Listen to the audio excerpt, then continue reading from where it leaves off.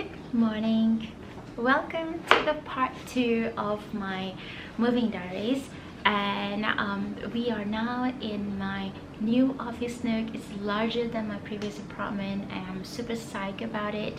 This is where I'm trying to still unpacking, still settling into some sort of routine with the new home, with the new environment that I'm living in at the moment. And yeah, we are trying. I'm also figuring out my new layout for this new room, and I still wasn't sure because I spent a bit more time in the kitchen settling with the wardrobe area.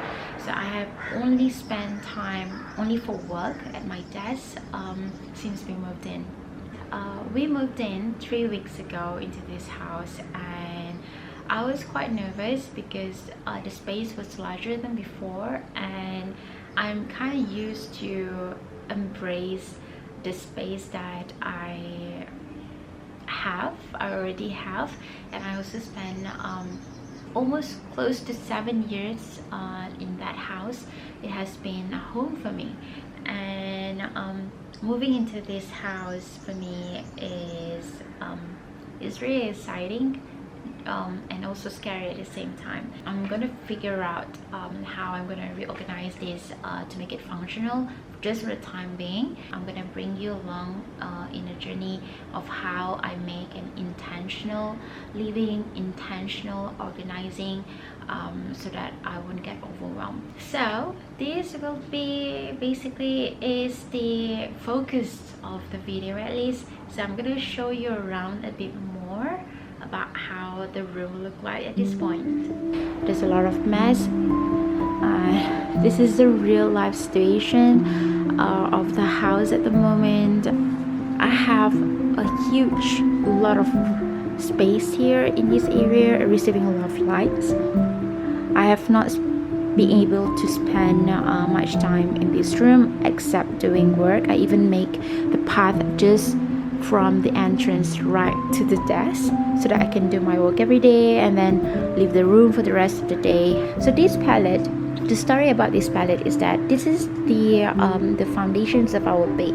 I like bohemian style, and I think that we can always turn this palette into something else when one day we decided to get a proper bed, or we move into the house that provide a bed. So lucky enough for us, the current house that we moved in, the owner has a built-in king-size bed. So basically the palette is not a total waste. We brought it here. At first I want to put it around here in this area next to my bookshelf so that we can use that as the prop or where I spend my time to do my YouTube video or reading. But I realized that this palette would look much better in the patio instead. So eventually I'm gonna move this away and get a reading chair for me eventually, but not now. So for now, intentionally, we're gonna make sure that we decide which are the space, all of these books and all of my art supply, my puzzles, my gifting supply and all that is gonna be organized. Alright, so this is the view of my room. I have a block view in this apartment, unlike my previous apartment. If we could remove, ideally I would love not to have those blocks, but what can we do? We just have to have a give and take.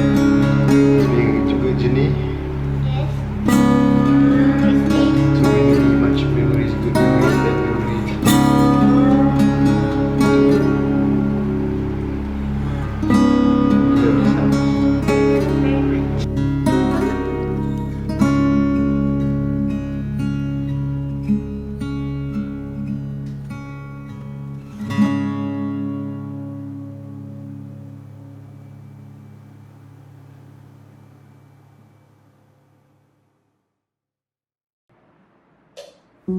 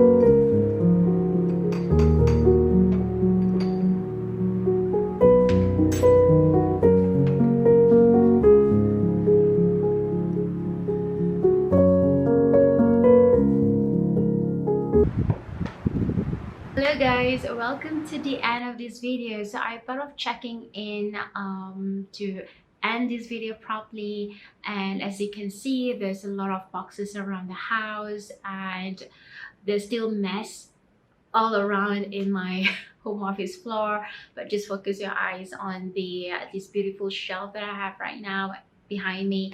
That's the big win for this week. I keep telling myself that it is a small progress, that's fine, but as long as it's a progress, even though it's small, it's still progress. So I'm taking a day at a time in cultivating new habit, trying out new schedule, new routine that's going to work for me and Atik. And I know that it's going to be a lot of adjustment, a lot of changes and swap here and there, because new space, new environment might need different kind of attentions and adaptation. This is the organizations of my bookshelf at the moment. On the top we have Quran, or Islamic books on the top, and then on top of the shelf is all the old books that I never read or not interested to read. I'm just gonna put it away for a time being, and then come to the second level is my TBR of nonfiction, and then my TBR of fiction, and then the rest are the books that I've already read in the past. And hello, I hope you can see me. So this level is all my journals that I own over the years. I think this is a collection of journals since 2014, I think, up to these days. It includes my bullet journal, my morning pages, my work journal, project journal, every kind of journal. We also have my sketch journal, things that I've drawn and painted before.